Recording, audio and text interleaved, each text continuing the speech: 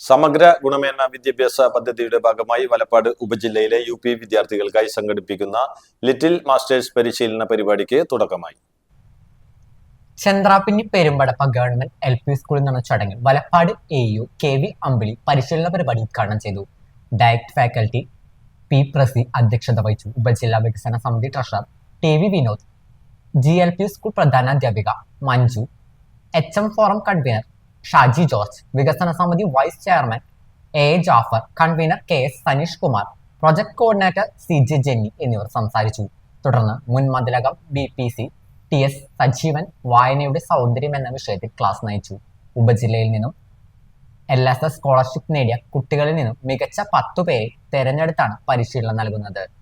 വിവിധ മേഖലകളിലെ വിദഗ്ധരുടെ ക്ലാസുകൾ, സെമിനാറുകൾ, സാഹിത്യ പാഠശാലകൾ, ശാസ്ത്ര പരീക്ഷണങ്ങൾ, ചരിത്രാന്വേഷണ യാത്രകൾ തുടങ്ങിയവയാണ് പരിശീലന പരിപാടി ഉൾപ്പെടുത്തുന്നത്. ശനിയാഴ്ചകളിലും മറ്റ് ഒഴിവു ദിവസങ്ങളിലുമായി 20 ക്ലാസുകളാണ് പൊതുവിദ്യാഭ്യാസ വകുപ്പ് ലക്ഷ്യമിടുന്നത്. ജില്ലാ വിദ്യാഭ്യാസ കേന്ദ്രത്തിനാണ് നടത്തിപ്പ് ചുമതല.